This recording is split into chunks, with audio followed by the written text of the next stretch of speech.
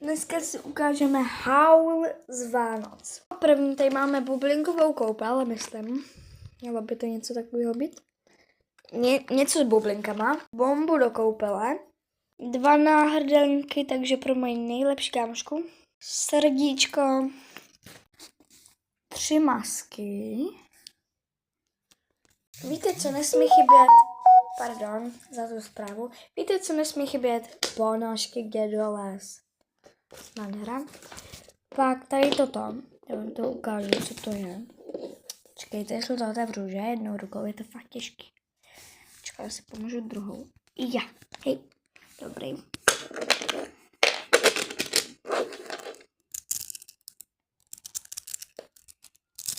Je to dobrý. Fakt. Takže tak, počkat. To ještě musím dát takhle do toho, že? Hej, a já vám něco musím říct blbou zprávu. -1 odběratel, no tak to jste jako překnete. Ne, prosím, já chci, ať se vrátím. Takže, tady toto teď, ještě. Jo, to je prostě srdíčko a toto si dá tady ty nálepky. Světilka. Musím to poskládat. Je to od 10 až 14 let. Pak 200. Tak další. A další. Takže 600.